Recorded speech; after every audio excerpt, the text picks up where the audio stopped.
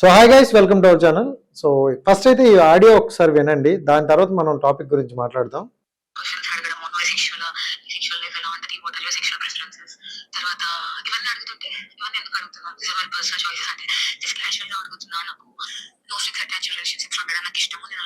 చాలా ఉంటున్నాను అని చెప్పాడు. Okay sir, good for you, ఎవరి చాయిస్ వాళ్ళది, నేను ఎవరిని జడ్జ్ చేయను, జడ్జ్ చేసే మెంటాలిటీ అని చెప్పేసి ఈ సెట్ నేను నీకోసం ఒక పోయం రాసిన అని చెప్పి ఇట్లా నా దగ్గర ఉందా పోయం, అది కూడా నీ సొగసు చూసి నాకు నైట్ అంతా నిద్ర పట్టట్లేదు, ఉక్కి బిక్కిరి అయిపోతున్నాయి నీ ఊహల్లో, ఇవంతా పిచ్చిగా రాసి నాకు పంపించాడు. నేను లైక్ ఏం సార్ అది అసలు ఎవరికి రాశారంటే నీకే అంటున్నాడు. నాకు ఇంకా ఏం మాట్లాడాలో అర్థం కాలేదు. బట్ నేను డిసైడ్ చేసుకున్నా కంప్లైంట్ చేద్దామని. నేను కంప్లైంట్ చేసేసా ఇప్పుడు సైబర్ క్రైమ్ లో కూడా. అండ్ ఒకవేళ నన్ను సెలెక్ట్ చేసి నేను నెక్స్ట్ రౌండ్కి వెళ్తే నేను అక్కడ ఎండమల్ షైన్ వాళ్ళకి కూడా కంప్లైంట్ చేద్దాం అనుకున్నాను. అండ్ ఇప్పుడు ఎండమల్ షైన్ కి కూడా నేను మెయిల్ పెడుతున్నాను. అండ్ నాకు ఫ్యామిలీ సపోర్ట్ ఉంది ఈ పాయింట్ లో, లైక్ వాళ్ళు ఏం నన్ను జడ్జ్ చేయరు కాబట్టి. కానీ ఇదంతా చెత్త బిహేవియర్. అంటే ఎవరైనా ఆడిషన్ కి వస్తే వాళ్ళతో ఇలా బిహేవ్ చేయడం అనేది అసలు కరెక్ట్ కాదు. చాలా మంది అమ్మాయిలు అన్ఎడ్యుకేటెడ్ ఉన్నారు, విలేజెస్ నుంచి ఉన్నారు, వాళ్ళకి ఇంత కూడా అవేర్నెస్ ఉండదు. నాకేంటి మరి అంటే ఏం కావాలి అంటే ఏమని ఇస్తాం అంటే అని ఇస్తారు. పిచ్చి మాటలు, పిచ్చి ఇవన్నీ మానుకుంటే బెటర్. ఒక షోకి రిప్రజెంట్ చేస్తున్నప్పుడు దాని వాల్యూ నిల్చోబెడితే ఇంకా బెటర్. అండ్ చాలా స్ట్రగుల్ చేసినాడు అనేది. నన్ను మెంటల్ గా నాకు భయం అయ్యి ఒక 2 days ఏడుస్తూనే ఉన్నా. ఆయన ఎప్పుడైతే ఈ కమిట్మెంట్ కోసం మాట్లాడినాడో, ఇండైరెక్ట్ గా హింట్ చేస్తున్నాడో, I was crying, I was shivering with my friends. అని అనవసరమైన. సో ఇప్పుడు విన్నారు కదా. సో మీకు ఒక కన్ఫ్యూజన్లో ఉన్నారు కదా, ఏంటి ఈ వీడియో, ఈ ఆడియో దేనికోసమని. సో బిగ్ బాస్ సీజన్ అయితే రెడీ అవుతుంది. సో బిగ్ బాస్ సీజన్ 10 దానికన్నా ముందు అగ్ని పరీక్ష ఉంటుంది. సో అగ్ని పరీక్షలో ఒక అమ్మాయికి ఈ కమిట్మెంట్ అనే ఇష్యూ, ఒక హెరాస్మెంట్ అనే ఇష్యూ వచ్చింది. సో బిగ్ బాస్ అనే షో 2 తెలుగు రాష్ట్రాలకి ఎంత పెద్ద బిగ్గెస్ట్ షో మీ అందరికీ తెలుసు. అలాంటి షోలో ఇలాంటి దరిద్రమైన నా కొడుకులు కూడా ఉన్నారనమాట. సో జెన్యున్గా బిగ్ బాస్కి వెళ్తామనే హోప్స్ వెళ్ళే ప్రతి ఒక్కరికి కూడా సో ఇలాంటి ఇష్యూస్ కానీ ఇలాంటివి ఉన్నాయని తెలిసిన తర్వాత ఆ షో మీద కూడా ఇంట్రెస్ట్ పోతుంది. సో అంటే ఒక మన తెలుగు షోలో ఒక అంటే ఎలా అంటే అగ్ని పరీక్ష కానీ బిగ్ బాస్ కానీ అనేసరికి మన టాలెంట్ కానీ మన బాధ కానీ మన ఎమోషనల్ కానీ చూపించుకోవచ్చు, జనాలకి మనకు చూపించుకునే ఒక ప్లాట్ఫామ్ ఉంది అని క్రియేట్ చేసినారు. అలాంటి ప్లాట్ఫామ్ కోసం ట్రై చేస్తున్న ప్రతి ఒక్కరికి సో ఇలాంటి అనేవి వస్తున్నాయి. సో ఇలాంటి ఇష్యూస్ వస్తున్నప్పుడు సో వాళ్ళు అంటే మా టీవీ వాళ్ళు ఏం చేస్తున్నారు అసలు, సో అన్నపూర్ణ స్టూడియో వాళ్ళు ఏం చేస్తున్నారు, సో ఏంటి అంటే ఈ షో నాకు తెలిసి మా టీవీ అన్నపూర్ణను పక్కన పెడితే నాగార్జున గారు. సో మాకు బిగ్ బాస్ షో అంటే నాగార్జున గారే, ఆయన చూడడానికే ఫస్ట్ చూస్తారు. సో ఆ షో ఫస్ట్ స్టార్టింగ్ అంతా నాగార్జున చూస్తూ ఆయన గురించి మాట్లాడుతూనే ఉంటాం. తర్వాత కంటెస్టెంట్స్, సో ఎవరు కంటెస్టెంట్స్ ఎలా ఆడుతున్నారు ఏంటనే అలా ఒక్కొక్కటిగా చేస్తారు. బట్ అలాంటి అంటే నాగార్జున గారు హోస్ట్ చేస్తున్న షోకి కూడా so commitment problems, commitment issues. So మరి ఏం సెలక్షన్ జరుగుతుంది? సో చాలా మందిని రిజెక్ట్ చేశారు అన్నారు. ఎందువల్ల రిజెక్ట్ చేశారు అంటే మీకు కమిట్మెంట్స్ ఇస్తే సో యాక్సెప్ట్ చేస్తారా, కమిట్మెంట్స్ ఇవ్వకపోతే రిజెక్ట్ చేస్తారా? ఎవరయ్యా మీరంతా, ఎక్కడి నుండి వచ్చారు అసలు?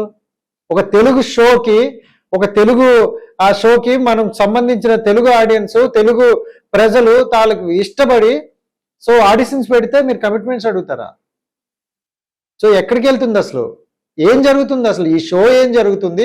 ఎందుకంటే నేను ఇప్పుడు మాట్లాడడానికి కారణం కూడా ఉంది. గత 5 సంవత్సరాల నుండి నేను బిగ్ బాస్కి రిలేటెడ్గా మనం ఉన్నాం. బిగ్ బాస్ ఇంటర్వ్యూలు కావచ్చు, బిగ్ బాస్కి సంబంధించి ఎంటైర్ ఆ 5-6 months ఏదైతే ఉందో మొత్తం నేను జర్నీ చేస్తున్నాం వాళ్ళతో. సో కొన్ని 100 మంది అడిగారు, అయ్యా బిగ్ బాస్ ఇలా రిఫర్ చేస్తే అవుతుందంట, రిఫరెన్స్ వల్ల అవుతుందంట. ఏంటి మీరు గత సీజన్లో ఎవరైనా విన్నర్లు రన్నర్లు అయితే వాళ్ళు రిఫర్ చేస్తే డైరెక్ట్ వెళ్ళిపోవచ్చా? సో ఎవరైనా చెప్తున్నా, ఒకవేళ అలాంటిగా అలా వెళ్ళే వాళ్ళు ఉంటే గతంలో రెఫర్ చేసే వాళ్ళకి కూడా బాగోదు, చాలా వరకు వాళ్ళకి నెగిటివ్ అవుతుంది. గుర్తుపెట్టుకోండి, పాత కంటెస్టెంట్లైనా రెఫరెన్స్ చేశారు అనుకుంటే వాళ్ళ మీద కూడా ఆడియన్స్ ఊరుకోరు. ఎందుకంటే జనాలు చాలా కసితో ఉన్నారు. ఎందుకంటే వాళ్ళు కూడా ఒక ప్లాట్ఫామ్ కావాలి, వాళ్ళకి కూడా చెప్పుకోవాలి, మాకంటూ ఒక ప్లాట్ఫామ్ కావాలని ఎదురు చూస్తుంటే అలాంటి వాళ్ళకి కాకుండా మీరు మీకు నచ్చిన వాళ్ళకి, మీకు ఇష్టమైన వాళ్ళకి, మీకు రిఫరెన్స్ అయిన వాళ్ళకి పెట్టుకునేటప్పుడు బిగ్ బాస్ అనే షో ఎందుకు పెట్టుకుంటారు? ప్రజల కోసమైనా ఎందుకు పెట్టుకోవాలి? ఆడియన్స్ సామాన్యుడికి అవకాశం ఎందుకు పెట్టాలి? సో ఎక్కడ తప్పు జరుగుతుందో తెలియదు. మా టీవీ వాళ్ళు కావచ్చు, అన్నపూర్ణ వాళ్ళు కావచ్చు, అంటే మొత్తం దానికి సంబంధించిన బిగ్ బాస్ కి అగ్ని పరీక్షకి సంబంధించిన ప్రతి ఒక్కరూ దీని మీద సరైన నిర్ణయం తీసుకోవాలి, ఒక క్లారిటీ ఇవ్వాలి. ఒకసారి అయితే అంటే ఇలాంటి అమ్మాయి ఈ అమ్మాయి బయటపడి సో ఇలా చెప్పుకుంది, కానీ ఇంకా చాలా మంది చెప్పుకోలేక ఆ ఇంట్లో చెప్తే అసలు నీకు అవసరమా, వెళ్ళొద్దని చెప్పాం కదా అంటారు. సో ఫ్రెండ్స్తో చెప్తే ఎందుకు అలాంటి వేస్ట్ గాలను వదిలేసావు అంటారు. సో వాళ్ళు రియాక్ట్ అయితే ఎలా ఉంటుందో తెలీదు. భయపడుతూ చాలా మంది చెప్పలేదు. కొన్ని వందల మంది, కొన్ని వేల మంది అప్లికేషన్లు పెడితే కొన్ని వందల మందిని సెలెక్ట్ చేసి, నాకు తెలిసి ఒక 4-5 మెంబర్స్ నాకు తెలిసిన ఇన్ఫ్లుయెన్సర్స్ కొంతమంది అంటే చాలా హార్డ్ వర్క్ చేస్తారు. సో వాళ్ళు కూడా అప్లై చేశారు, వాళ్ళ గురించి వాళ్ళు చెప్పుకున్నారు. సో కట్ చేస్తే వాళ్ళకి రాలేదనమాట కాల్స్ కానీ ఏం కానీ వాళ్ళు రాలేదని కూడా ఫీల్ అవ్వలేదు. వాళ్ళు ఒక మాట అన్నారు నాతో, నెక్స్ట్ టైం ట్రై చేస్తా, ఇంకా బాగా చెప్పలేదేమో, నా పర్ఫార్మెన్స్ వాళ్ళకి నచ్చలేదేమో అనుకున్నారు.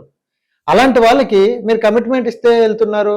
సో ఇలాంటి జరుగుతున్నాయని తెలిస్తే రేపు అనే రోజు బిగ్ బాస్ మీద మీరు అసలు మీకు బిగ్ బాస్ రేటింగ్ ఎక్కడి నుండి వస్తుంది?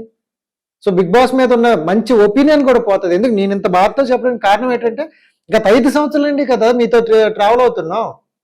ఎంతమందికి ఇంట్రెస్ట్ బిగ్ బాస్ అంటే, ఎంతమంది ట్రై చేస్తున్నారు. సో అలాంటి వాళ్ళందరూ కూడా ఇప్పుడు ఇలాంటివి చూసిన తర్వాత రేపు అనే రోజు ఒక అమ్మాయిని పంపించాలంటే ఏది సెక్యూరిటీ?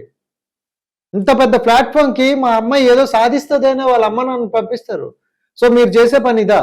సో ఖచ్చితంగా చెప్తున్నా మా టీవీ వాళ్ళు, సో దీన్ని మీరు ఒక్కసారి పరిశీలించండి. ఎక్కడ జరుగుతుంది, ఏం జరుగుతుంది, అసలు సెలెక్ట్ చేసే విధానం ఎవరు, అసలు అప్లికేషన్ ఎవరెవరు తీసుకుంటారు, అప్లికేషన్ ఎలా సెలెక్ట్ చేస్తున్నారు, సార్ దాని ప్రాసెస్ ఏంటి, సెలెక్ట్ అయిన వీడియోలు పెట్టండి.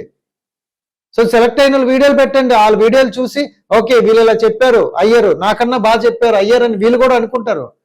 లేకుండా మీకు నచ్చినట్టు తీసుకెళ్ళిపోయి సెలెక్ట్ చేసేసి నార్మల్ కాల్ చేసేసి గ్రూప్ డిస్కషన్ చేసేసి మీకు నచ్చినట్టు స్టేజ్ మీదకి డైరెక్ట్ ఇంకొక పెద్ద టాస్క్ ఏం తెలుసా,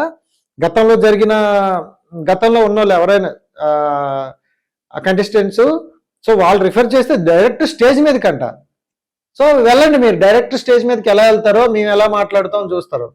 కింద మీరు డైరెక్ట్ స్టేజ్ మీద మాట్లాడండి, కింద మేము సోషల్ మీడియాలో మేము కూడా మాట్లాడతాం, పిన్ టు పిన్ మాట్లాడతాం, పాయింట్ టు పాయింట్ మాట్లాడతాం, అసలు తప్పు ఎక్కడ జరుగుతుందో మాట్లాడతాం. అప్పుడు ఉంటుంది రేటింగ్, ఉంటుంది టీఆర్పీ, ఉంటుంది పాత కంటెస్టెంట్లకి ధర ఉంటుంది.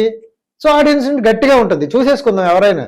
సో మీరు ఒక్కసారి జనాల్ని ఎవరైనా మోసం చేయాలని కానీ జనాలతో ఆడుకుంటే మాత్రం వాళ్ళు నిజంగా ఊరుకోరు చెప్తున్నా.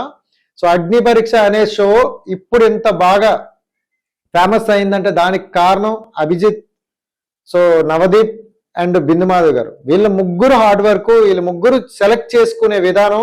సో వాళ్ళు సెలెక్ట్ చేసిన కంటెస్టెంట్స్ లోపల పర్ఫార్మెన్స్ అగ్ని పరీక్షకి మంచి బజ్ తెచ్చింది. మీరు వాళ్ళ పేరు చెడగొడుతున్నారు. సో కింద డౌన్ స్టైల్ ఎవరున్నారో అంటే జనాలకి ఏం తెలియదు. మీరు చూపించిందే మీ నిజం, ఆ స్టేజ్ వరకు వచ్చిందని చూస్తాను. ఆ కింద ఏం జరుగుతుందో వాళ్ళందరూ ఎవరు, అసలు ఎక్కడి నుండి వచ్చారు, అసలు మన రాష్ట్రంలో ఉన్న వాళ్ళే జరుగుతున్నారు అంటే నాకు తెలిసి అగ్ని పరీక్ష కంటెస్టెంట్ అంతా ముంబైలో వచ్చి సెలెక్ట్ చేస్తారు, వీళ్ళని ముంబైలో ప్రాసెస్ జరుగుతుంది అంటారు. ముంబైలో మీ కథలు జరుగుతాయేమో, ఇక్కడ జరగవు. తెలుగు వాళ్ళు అన్నిటికీ ఓకే చెప్పరు, తాట తీసేస్తారు, జాగ్రత్త.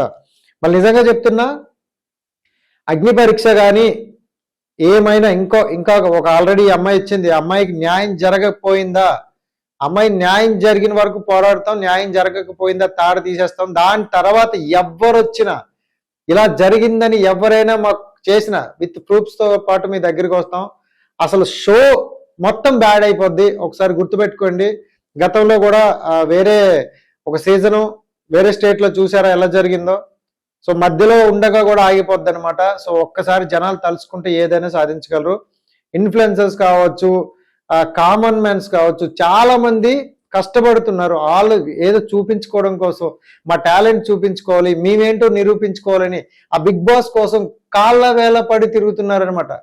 సో అలాంటి వాళ్ళని సెలెక్ట్ చేయండి, జెన్యున్ గా సెలెక్ట్ చేయండి. ఒక్కసారి అయితే గుర్తుపెట్టుకోండి, జెన్యునిటీ అనేది కోల్పోయిందా, అది మా టీవీ షో కావచ్చు, ఏ టీవీ షో అయినా చరిత్రలో ఎక్కడా నిలిచిపోదు. దాన్ని ఖచ్చితంగా భూస్థాపితం చేసేస్తారు. ఇది నేను ఎందుకంటానంటే ఈ ఆడియో ఏదైతే ఉందో దాన్ని ఎక్కడి నుండి వచ్చింది, ఎవరు, దానికి ఏంటి సొల్యూషన్ ఒకసారి క్లియర్ చేసి, ఇంకా అలాంటి గతంలో ఏం జరిగాయి, ఎంతమంది దగ్గర జరుగుతున్నాయి, అవన్నీ ఒకసారి మీరు ఖచ్చితంగా దీనికి ఎక్స్ప్లెనేషన్ ఇవ్వకపోతే జనాల నుండి వచ్చే కామెంట్స్ ఖచ్చితంగా మీరు ఫేస్ చేయాల్సి వస్తుంది. ఎందుకంటే తెలుగు ఆడియన్స్ లో తెలుగు ప్లాట్ఫామ్లో one of the biggest show ఏదైనా ఉందంటే బిగ్ బాస్ మీ అందరికీ తెలుసు. దానికి ఒకవేళ నెగిటివ్ అనే వచ్చిందంటే ఇంకా దాన్ని మరి మొత్తం ఇంకా ఎప్పటికీ అది తిరగదు. అండ్ దానివల్ల నాగార్జున గారికి ఎటువంటి బ్యాడ్ అని వచ్చిందంటే సో మొత్తం నాగార్జున గారి ఫ్యాన్స్ కావచ్చు, వాళ్ళ అభిమానులు కావచ్చు, చాలా సివియర్గా ఉంటుంది. ఒకసారి గుర్తుపెట్టుకోండి ఎక్కడ జరుగుతుంది ఏంటి అనేది ఒకసారి మీరైతే రీచెక్ చేసుకోండి. నేను ఇంకా చాలా వీడియోస్ చాలా మంది కొంతమంది కాంటాక్ట్ అయ్యారు, వాళ్ళందరి దగ్గర నేను ఇన్ఫర్మేషన్ తీసుకుంటున్నా. ప్రతి ఇన్ఫర్మేషన్ తీసుకొని మళ్ళీ వస్తాను. సో ఒక్కసారి అయితే దీని గురించి మీరు కూడా ఆలోచించండి. అండ్ మీరేమనుకుంటారో కింద కామెంట్స్ చేయండి.